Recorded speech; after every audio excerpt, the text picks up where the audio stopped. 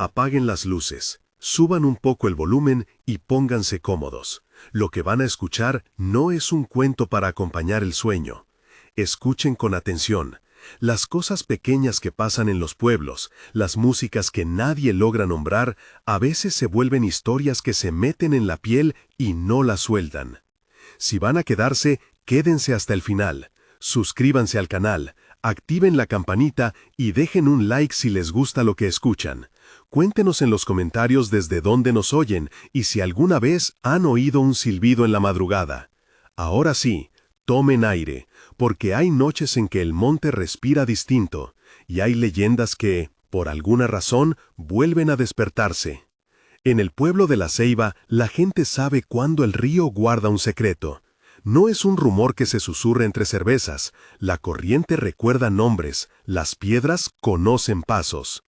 Ricardo llevaba 20 años manejando el camión que traía sacos de maíz y paquetes de telas desde la ciudad.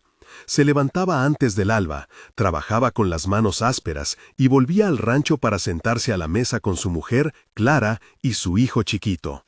Era de esos hombres que creen que la vida se arregla con trabajo y silencio. Una noche, cuando la luna no se dejó ver y el camino de tierra olía a humedad reciente, su camión quedó trabado cerca del puente de madera. Había llovido y el barro se había tragado los ejes. Ricardo bajó con la linterna en la boca, golpeó la madera para avisar que venía y, en la distancia, escuchó algo que no pertenecía al río ni al viento: un silbido. No era el silbido de los muchachos que a veces hacen para llamar a los perros, ni el silbido de una flauta. Era una nota alargada que parecía dividirse en dos, como si alguien silbara con la boca y con la garganta a la vez. ¿Quién anda?, preguntó, la voz áspera de quien no se confía en la oscuridad. ¿Hay alguien? El silencio respondió, y luego el silbido otra vez, más huidizo.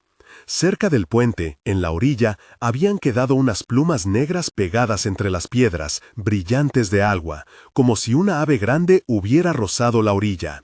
Ricardo se agachó, las tocó con la yema de los dedos. Eran suaves, pero había un frío en ellas que no pertenecía al metal ni al barro, como si llevaran dentro el sabor de la noche. Los viejos del lugar hablaban de la mujer que era lechuza. Decían que venía cuando la luna se escondía y que buscaba a quienes caminaban solitarios.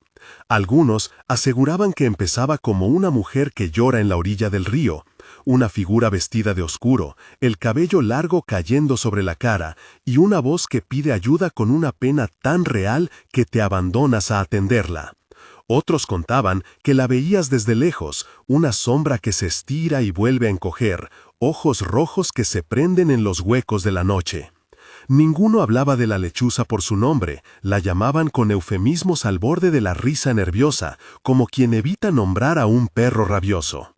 Ricardo recogió las plumas en la palma y volvió al camión. Esa misma madrugada, en la cocina de su casa, Clara lo esperó con la estufa encendida y el olor a café. Sus manos temblaban cuando él le contó del silbido y de las plumas.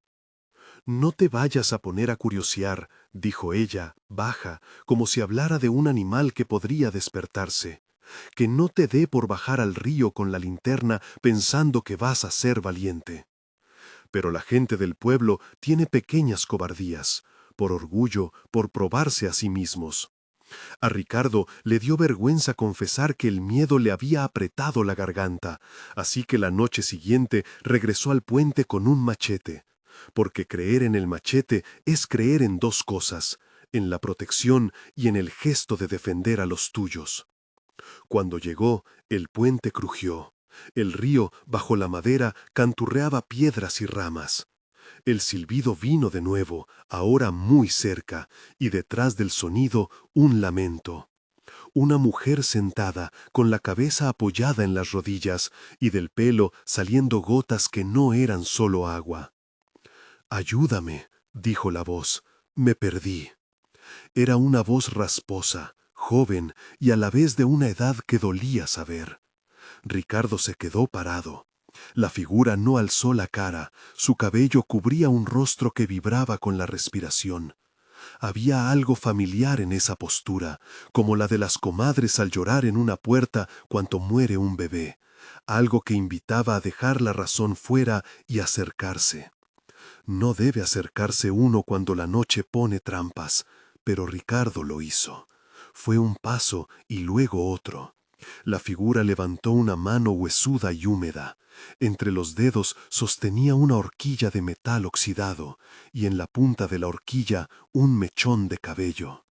A un lado, en el barro, había una chancleta chiquita que no podía pertenecer a una mujer joven. Era de niño. Ricardo sintió que algo dentro de él se quebraba, el instinto de marido, de padre. Tomó la mano que le ofrecían y la mujer alzó la vista. Allí, bajo el pelo, 2 ojos. No eran enteramente humanos. La pupila tenía una mancha oscura en el centro que parecía irse diluyendo hacia afuera y alrededor una especie de brillo que recordaba al ojo de un animal nocturno. Antes de que él pudiera balbucear una pregunta, el silbido cambió. No era ahora una llamada dulce, era una advertencia, una nota cortada que decía «detente». Ricardo apretó el machete. La mujer soltó el mechón. Del barro emergió una sombra más baja, como si algo pequeño hubiera vivido bajo la tierra y hubiera decidido salir. El viento trajo olor a flores podridas y a agua estancada. Ricardo quiso retroceder, pero algo lo empujó a quedarse, el orgullo, el deber de rescatar. Al volverse, notó que en el tronco del árbol más cercano había talladas marcas en hileras, figuras de plumas y estrellas, como un mapa que alguien había dejado para indicar la presencia de lo sagrado o lo peligroso. Desde la iglesia, el sacristán, don Ernesto, escuchó el golpe de la puerta. Llevaba años cuidando la fe del pueblo, y su fe era más práctica que teórica. Conocía la receta para atar maldiciones pequeñas y hacer rezos que, por un tiempo, sofocan a los malos. Cuando llegó al puente, Ricardo estaba allí, con el machete temblando en la mano y las plumas guardadas en el bolsillo del pantalón. No había rastro de la mujer, solo la chacón chiquita y las marcas en el árbol. «No la busques por la noche», dijo el cura, la voz apagada como si supiera demasiado. «Si vuelves a encontrar eso, trae agua bendita y no la miren a los ojos». No eran palabras para la tranquilidad eterna, era un consejo práctico. Don Ernesto organizó una pequeña guardia de vecinos la noche siguiente. Llevaron faroles, cruces prestadas y una jarra de agua bendita. Se pararon en círculo cerca del puente, con los faroles en alto, expulsando sombras con la luz y con las voces. Las voces son vacunas. Cantaron salmos a media voz y el aire respondió con un silencio pesado. A medianoche, el silbido apareció otra vez, esta vez lejos, detrás de una cañada. Venía arrastrado por el viento, y como en todos los relatos, las plumas aparecieron primero, pegadas a la ropa de la carpa donde dormían 2 muchachos, clavadas en la puerta del alguacil. Cuando los hombres fueron a buscarlas, encontraron un rastro que terminaba en el agua, marcas como de manos y huellas en la musgo. Algunos dijeron que vieron a una mujer nadando contra la corriente, con la espalda cubierta de plumas. Otros afirmaron que la criatura se limitó a observar desde la orilla, inclinando la cabeza, profiriendo un silbido, que sonaba a risa. Hubo una noche en que la criatura no consiguió llevárselo todo. Hubo otra en la que sí. Juanito, el hijo de una comadrona, desapareció sin aviso mientras la madre escondía la manta y encendía la luz para amamantar. Esa madrugada, la comadrona juró que escuchó 2 silbidos fuera de la puerta, uno agudo que llamaba y otro que respondía. Cuando salió con la lámpara, encontró a su hijo dormido, con una luna de plumas negras extendida sobre el pecho, y la puerta golpeada como si alguien hubiera tocado una despedida. El niño despertó sin recordar nada. Días después, comenzó a hablar con una voz que no le pertenecía, nombrando lugares que nadie del pueblo conocía. En los testimonios, el tiempo se distorsiona. Más de uno contó que, en la penumbra, la mujer les ofreció un trato. Déjenme al niño y yo le devolveré la calma. Y otros afirmaron que quien se asoma a esa promesa se queda escuchando una canción que anida en la cabeza. En la escuela, los chiquillos dejaron de acercarse al puente. Las madres tejieron la advertencia como un cordón alrededor de sus hijos. No salgan de noche, no caminen cerca del río, no acepten la ayuda de una mujer que parece perdida. Yo conocí a uno de ellos. Me llamo David, y trabajaba como ayudante de Ricardo la temporada en que el barro tragó el camión. Fue la noche en que el aljibe no dejó de sonar con un chapoteo que nadie esperaba. Salimos con linternas y en la orilla vimos plumas. Ricardo se acercó y yo me quedé atrás. Siempre tuve miedo de lo que puedo ver si me acerco mucho. Pero Ricardo fue adelante como si llevara el peso de todos. Vio a la mujer, habló con ella y yo escuché cómo su voz temblaba. De pronto, escuché el silbido más bajo y ya no supe si era viento o algo vivo que se estaba riendo. Vi la figura inclinarse y recoger algo del barro, y luego, en un segundo, desaparecer en un salto que no era humano. Ricardo corrió y no lo volvimos a encontrar. De él quedó el machete clavado en la tierra y su sombra en la puerta de su casa, porque a veces la gente no vuelve, pero deja ecos. La iglesia no pudo conjurar a todos los que la criatura deseaba. Don Ernesto vino con sus oraciones y su agua bendita, y una noche, frente al puente, hizo la señal y roció la orilla. Contra las plumas, el agua chispeó y por un rato el silbido se sofocó. Algunos hombres quisieron prender fuego a los árboles, construir una hoguera para limpiar la tierra. Otros, más cautos, dijeron que eso sería cegar una puerta que puede necesitarse algún día para que el mal no se pierda entre humo y viento. Al final, lo dejaron en manos del pueblo. Vigilancia, rondas, cadenas bien cerradas en las puertas. Aún así, las pruebas quedaban. La escarcha en las ventanas aún sobre los días cálidos, el niño que alguna vez fue Juanito, que ahora se despertaba hablando de ramas y ojos, y la sensación de que la bestia, o la mujer, o lo que fuera que se llamara, rascaba el costado de sus vidas como quien prueba una cerca para saber si aguanta. Cuando el pueblo pensó que la tormenta había pasado, la leyenda reapareció de una forma que nadie esperaba. La mujer de la orilla comenzó a aparecer en la memoria de la gente, no como personaje único, sino como un espejo. Unos encontraban plumas en sus zapatos, otros su retazo de cabello en la mesa donde habían comido esa misma tarde. Y por encima de todo, el silbido, un sonido que se pegaba a la ropa y se acordaba en cualquier puerta que se cerraba con prisa. El final de esa historia, si es que hubo uno, no trajo paz. Trajo un aviso, que no se mirara a la mujer a los ojos, que no se tomasen sus ofrendas, y que sobre todo, si una noche encuentran una sombra sentado en la orilla, y una voz pidiendo auxilio, y una chancleta de niño, no se detengan. Alejen a su familia, cierren las puertas y toquen el agua bendita. Tal vez eso compre tiempo, tal vez no. Porque la lechuza no es una cosa de hormas iguales, se muestra a quien necesita encontrarla y se esconde donde la gente menos lo espera. La segunda historia viene de otro lado del río, en un camino que no todos cruzan, pero que todos conocen de nombre, la vieja vereda de la lumbre.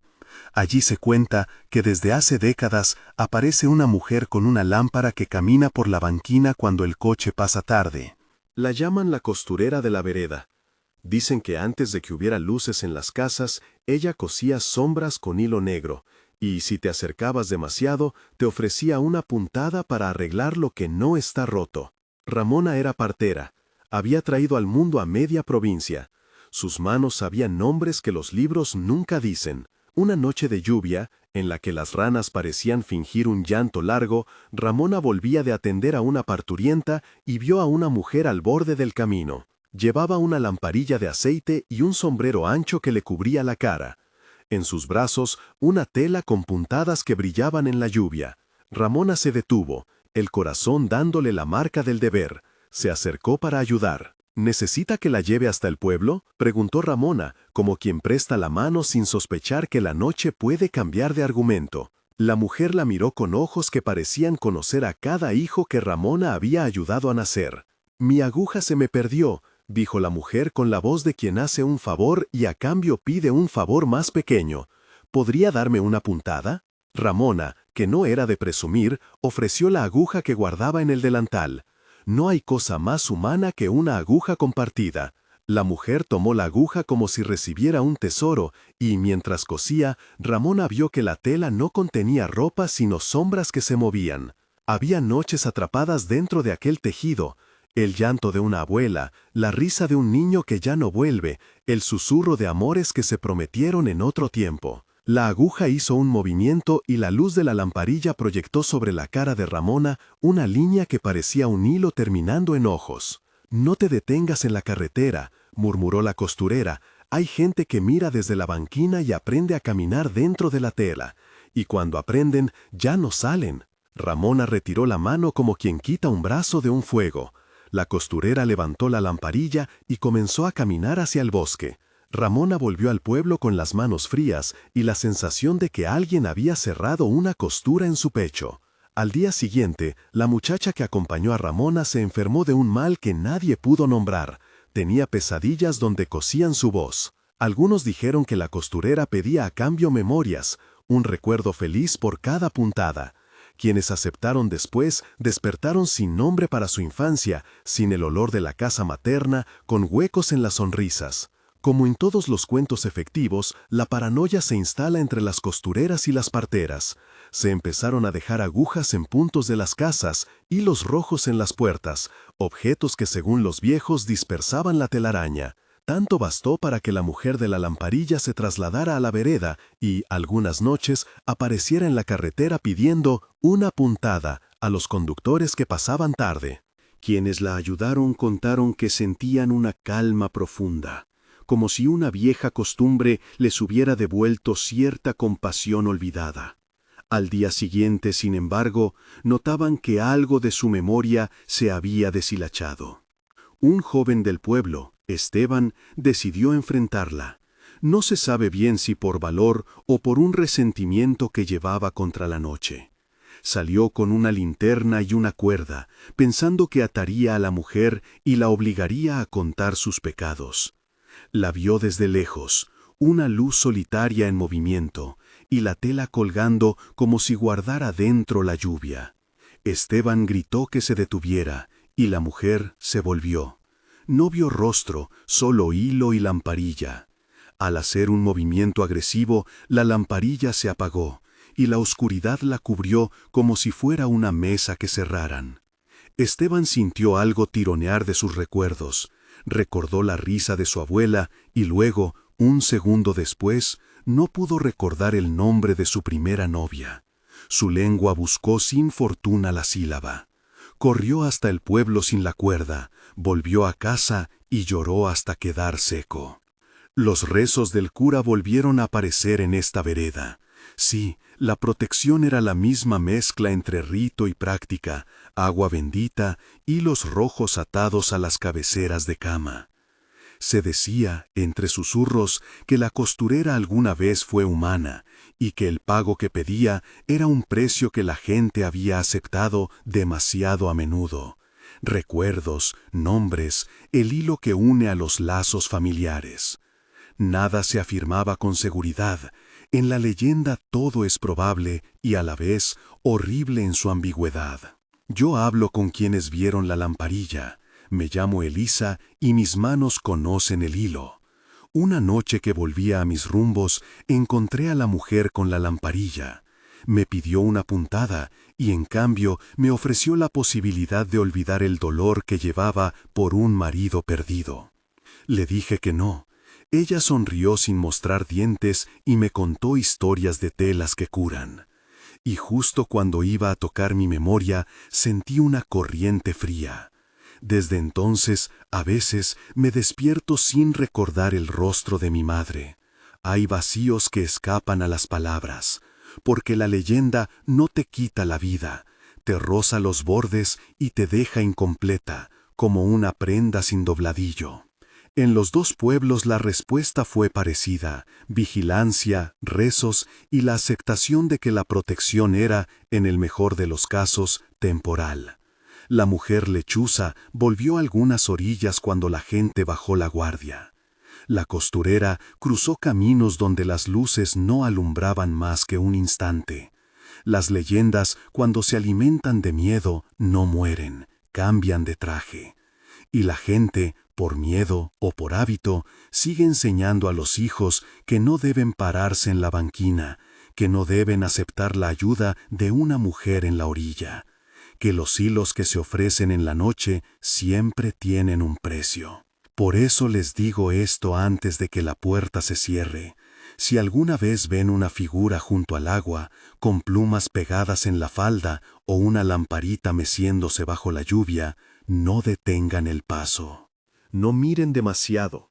Alejen a los suyos, encierren las ventanas y, si pueden, toquen agua bendita o aunque sea repitan el salmo que más recuerden. No lo tomen como superstición, tómelo como precaución.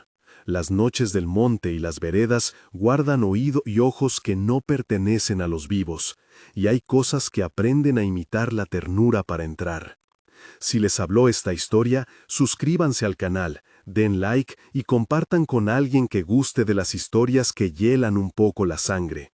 Dejen en los comentarios si han oído un silbido o si han visto una lamparita en la lluvia. Y por favor, cuando crucen puentes o veredas tarde, no se detengan aunque alguien parezca necesitar ayuda. A veces, la ayuda es la trampa que espera.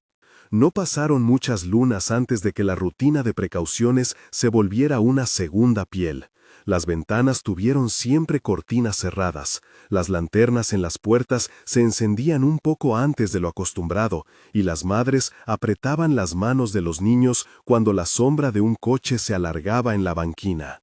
Sin embargo, la leyenda no se contenta con la vigilancia, aprende. Observa los gestos, estudia las oraciones que se repiten y con paciencia de hilo busca un descuido íntimo para volver a entrar.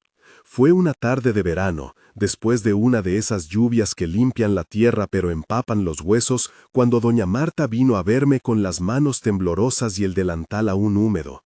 Sus ojos estaban agrandados como si la luz se le hubiese ido de dentro. «Mi niño», dijo en voz baja, «se olvidó de mi nombre».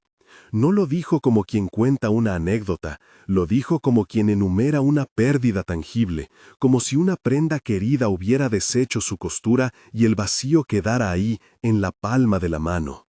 Mateo, su hijo, de 8 años, volvía de la escuela con la tristeza pegada a la cara. A veces la miraba con culpa que no entendía y la llamaba señora o mamá con una duda en la lengua. Doña Marta quería que yo bordara algo para coser su recuerdo, por aquello de que mis manos reconocían la paciencia del hilo. No pudieron los rezos, ni los hilos rojos, ni las sorpresas con agua bendita detener la dispersión que la costurera provocaba. Las memorias se iban en fragmentos menores, un nombre, la cara de una abuela, la letra de una canción. Y cada pérdida comenzaba con un detalle extraño. Un olor ajeno en la casa, una aguja sin punta sobre la mesa, la lamparilla meciéndose en la vereda, como si alguien la hubiera dejado ahí por descuido. Esteban se encerró durante semanas. Lo vi una mañana mientras barría la entrada de la pulpería, con manos grandes y voz hueca. No dijo mucho, se le veía cansado, como si llevara la noche pegada en los hombros. «La vi otra vez», murmuró, sin mirarme, «cerca del puente, donde el sauce se dobla». Le ofrecí sentarse. Me dijo que había perdido palabras, que la risa de su padre, que antes registraba en el aire como una música habitual, se le había ido por completo. Tenía miedo de hablar demasiado por si el hablar le borraba algo más. Las noches en el camino eran ahora territorio de historias contadas a media voz. Llegaba gente a mi casa con un trozo de tela que quería que tocara, como si mis manos pudieran detectar el hilo del recuerdo y devolverlo. Yo no sabía si tenía ese don, sabía, eso sí, que mis dedos conocían puntadas y que el hilo se me anudaba a la piel del pasado. Hubo una mujer que vino de la montaña con una capa de lana y las palabras torpes por la emoción. Traía consigo una tela muy vieja, gris, con una costura que no había quien deshiciera sin romperla por completo. Me dijo que era la última cosa que le quedaba de su marido, un trozo de su camisa con un bolsillo. El hombre había muerto hacía años en un accidente. Su nombre aún vivía en el pueblo, pero la noche le había robado la cara. La mujer quería, con pasión dolorosa, recuperar el rostro de alguien que ya casi no pertenecía a la memoria colectiva. Yo pasé la tela entre las manos, la palpé como si fuera una herida. Y la costura, ahí, silenciosa, me habló de otra forma de cobrar precio. No solo nombres, sino lo que nos ancla a los otros, aquello que hace que la carne y la historia se reconozcan. Una madrugada, cuando la lluvia dejó de tocar y la luna se puso a secar la vereda, me decidí. No por heroísmo, por miedo, porque la pérdida de la cara de mi madre era un hueco que no podía aceptar sin pelear. Los espacios sin nombre crecen como maleza alrededor del alma y terminan por cubrirla entera si nadie los deshierva. Preparé la bolsa con lo que creí necesario, una lamparilla con aceite limpio, hilos de distintos colores, rojo, negro, blanco, una aguja vieja que perteneció a mi abuela y un tajo de tela que aún guardaba el último bordado que mi madre había hecho. Al doblarlo, sentí la caricia de su mano en el borde y la sombra de su risa en la puntada. Decidí que, si había que negociar, al menos llevaría algo suyo como ofrenda. Caminé hacia el puente. El río corría con un sonido que parecía hablar inglés antiguo. Me miraba con la frialdad limpia que tienen los cuerpos de agua cuando saben de secretos. El sauce inclinaba sus ramas como una mujer que peina su cabello. La hierba olía a algo que no supe nombrar, una mezcla de humedad y cera de vela. Nadie en el pueblo me vio salir. Si me hubieran visto, quizás habrían tratado de detenerme. No les dije nada por miedo a que su piedad fuera en vano y me arrestara en un gesto que la costurera sabría deshacer. El puente estaba frío. Me senté y encendí la lamparilla. La llama tembló como si también tuviera duda. La noche, que durante semanas se había presentado con pequeños acentos de amenaza, se abrió esa vez con la delicadeza de un trapero. Dejó la lamparita como reclamo y luego mostró la figura. No había prisa en ella. Se acercó con pasos suaves, como una cazadora que no pisa hojas para no anunciarse. Las plumas en su falda parecían oscilar con un ritmo que no era viento. La lamparilla que llevaba pendía atada por un hilo. La tela que cubría sus brazos colgaba como una tela vieja, con anchos cortes y costuras nuevas que brillaban bajo la luz. «No debiste venir sola», dijo, y su voz tuvo la sordidez de una aguja al atravesar tela vieja. No esperaba que hablara, esperaba un intercambio de miradas, un trueque silencioso.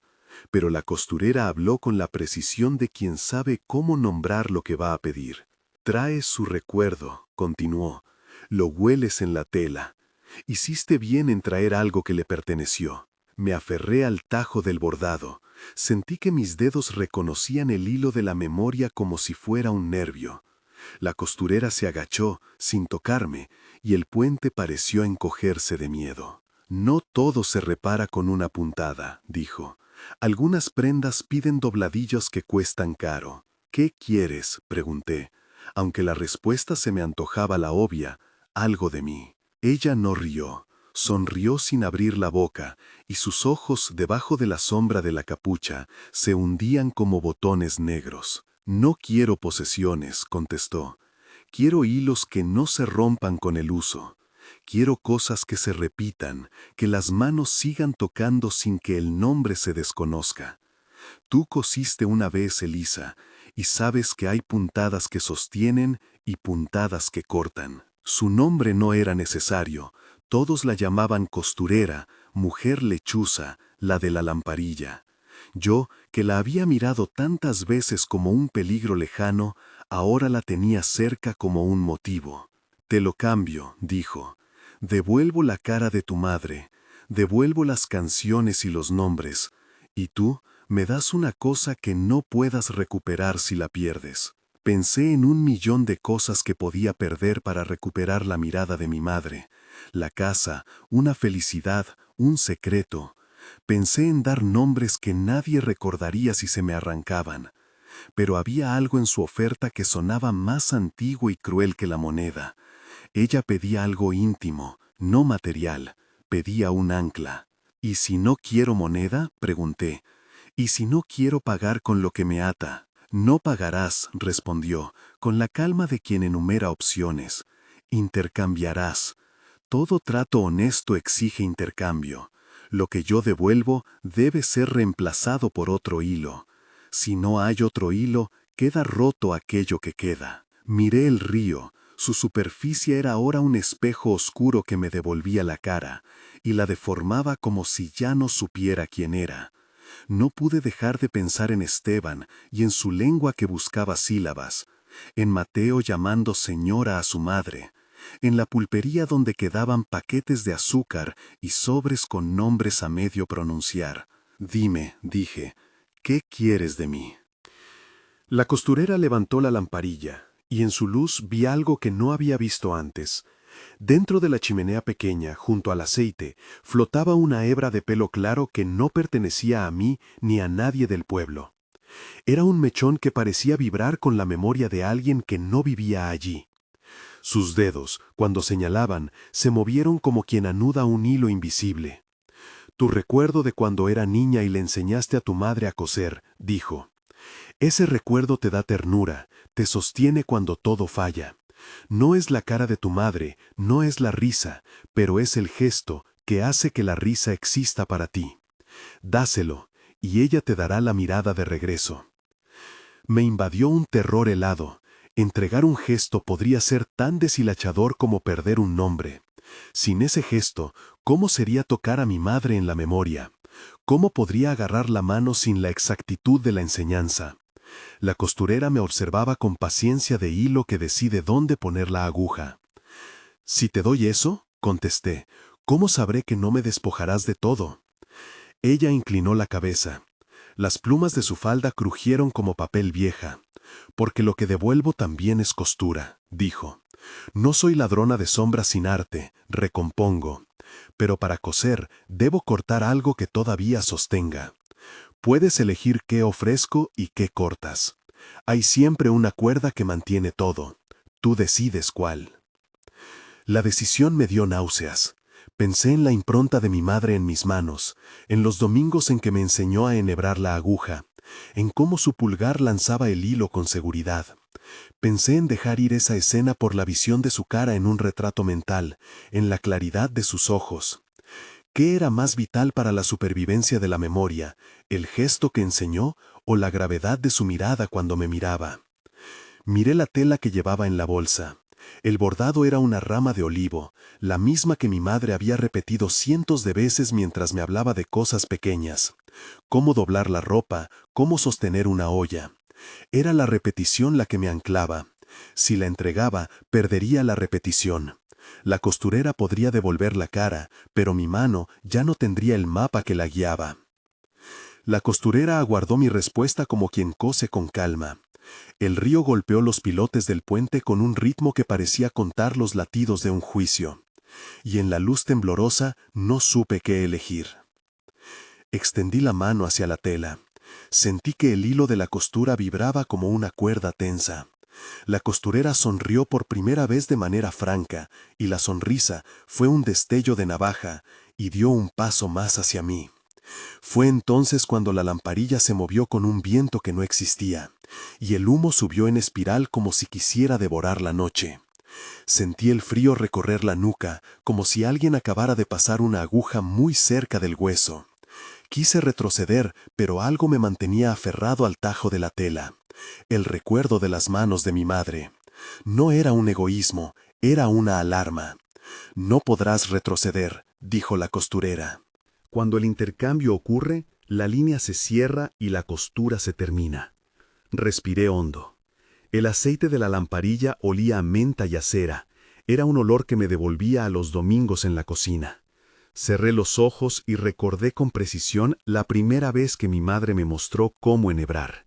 Recordé la paciencia, el regaño suave cuando tiraba del hilo y el murmullo de su voz. Sentí la ternura en mi pecho como una pieza de tela tibia. Abrí la mano y ofrecí el tajo con la rama bordada. La costurera lo tomó sin tocar mi piel. Sus dedos eran fríos y el borde de la tela se curvó en su palma como si la prenda respondiera a un nuevo dueño. «La costura será justa», dijo, «y quizá cruel, pero siempre necesaria». Antes de que pudiera retractarme, antes de poder atrapar mi propio gesto y guardarlo para mí, la costurera puso la tela cerca de la lamparilla. El aire pareció reír, una risa de hilo. La tela se encogió, como si se sometiera a un vapor de plancha que solo ella conocía, y la rama bordada se transformó en un mechón que se desprendió y se elevó como si tuviera voluntad. Lo vi todo como en un sueño febril, el mechón, la rama, la lamparilla, tragando aquello que yo habría guardado para siempre. Noté, por instinto, que mi mano buscó ya otra cosa que la sostuviera. Entonces la costurera habló. «Cierra los ojos», ordenó con dulzura. «No mires la operación. Las cosas que se cosen en la noche no deben ser vistas por los vivos que aún dudan». Quise resistir, gritar que no permitiría que esa escena quedara sin memoria, pero mis párpados se cerraron como si tuvieran peso propio. Y la sensación que siguió fue extraña. Al mismo tiempo que algo me vaciaba, otra cosa se llenaba.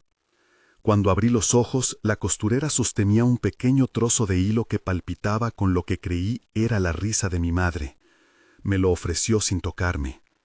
«Ten», dijo, «un recuerdo encogido. No la cara, no la voz entera, pero suficiente para que, al cerrar los ojos, encuentres lo que buscas cuando lo necesites». La presión en mi pecho era una mezcla de alivio y pérdida, como despabilar bajo una manta fría. Miré al puente, al río, al sauce. Sentí que una parte de mí ya no sabía cómo repetir un gesto que había sido mi guía.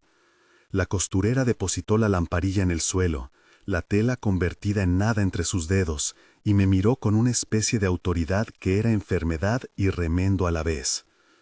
«Cuidado con los precios que te parecen pequeños», susurró. «Los hilos finos también enlazan a la muerte». Antes de que pudiera procesar aquello, la costurera echó a andar y se perdió en la oscuridad del camino que va hacia la sierra. La lamparilla quedó a mis pies, tibia como un corazón que todavía late, y en mi mano un hilo fino que vibraba con una canción entrecortada, un fragmento de la risa de mi madre, suficiente para calmarme, no suficiente para llenarme. Regresé a casa con la sensación de haber cambiado de ropa sin darme cuenta. La mañana me recibió con el ruido de la gente que trabaja. Nadie había visto nada. Doña Marta me abrazó sin preguntar, y por un segundo creí que mi madre me miraba desde algún lugar. Pero al entrar en mi habitación sentí que mis dedos querían hacer una puntada, y no supieron por dónde empezar. Había perdido algo que ahora debía reconstruir de otro modo. Esa noche, al acostarme, sostuve el hilo ante mis ojos. Lo deslicé entre los dedos, y por instantes la risa volvía, como una polaroid a medio revelar. Supe, con la certeza fría de quien ha apostado, que el intercambio no solo me había costado el gesto, me había comprometido a un modo nuevo de recordar.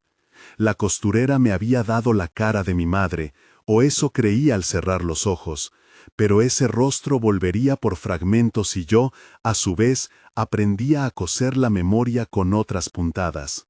Mientras dormía una hora corta y tensa, pensé en Esteban, en Mateo, en todos los que habían perdido algo sin saber, y entendí que no solo la costurera cosía y descosía los recuerdos por maldad o por necesidad, también usaba las fibras del pueblo para aprender a hacer una prenda más sólida, una que no se desteja con la costura del tiempo. Si eso era cierto, quedaba un trabajo por delante que nadie más que yo parecía ver. Me levanté al alba con la idea de algo que no sabía nombrar, una labor que implicaba más que hilos rojos en puertas y agua bendita. Hizo falta recordar, con la precisión de quien enhebra una aguja, los nombres de las puntadas antiguas, los modos de amarrar el hilo para que no se fuera con el viento. Reuní viejas telas, pedazos de ropa que la gente me trajo, oraciones que los ancianos recitaban, y comencé a coser. No fue por vanidad, fue por necesidad. Si la costurera usaba las faltas como materia prima, yo debía transformar esa materia en algo que le fuera imposible robar sin que alguien perdiera aquello que constituía la vida, la conexión. Empecé con pequeñas cosas, una cinta para Mateo, un bolsito para guardar la canción de un viejo, un guardapans para que la mujer de la pulpería no olvidara cómo preparar el pan. Cosía noches enteras y en cada puntada sentía la ausencia del gesto que había dejado ir. Mi mano tropezaba a veces, el hábito se había roto, pero la costura se iba armando con una paciencia nueva, hecha de remedios y de engaños. Entonces supe que la costurera había vuelto a cruzar el puente. No la vi, pero su presencia se sintió como el roce de una aguja en la nuca, invisible, determinante. Y comprendí que la batalla no sería contra una sola mujer de la lamparilla, sino contra la lógica que ella encarnaba, la idea de que la memoria puede ser trocada, vendida o remendada sin pagar un precio que sea realmente justo. No sabía aún cuál sería el siguiente movimiento, ni cuánto costaría devolver lo que faltaba. Sabía, en cambio, que debía aprender a coser no solo con las manos, sino con el pueblo entero, que había que enseñar de nuevo a enhebrar la vida. Y que, para eso, algún sacrificio quedaría en el aire, como la hebra tenue que ahora sostenía entre los dedos. La noche siguiente, cuando la lamparilla volvió a mecerse en la vereda, no fui la única que miró. Un grupo de vecinos, convocados por rumores y por la necesidad de recuperar lo que se había ido, esperó a que la figura apareciera. No vinieron armados con odio ni con linternas golpeadoras.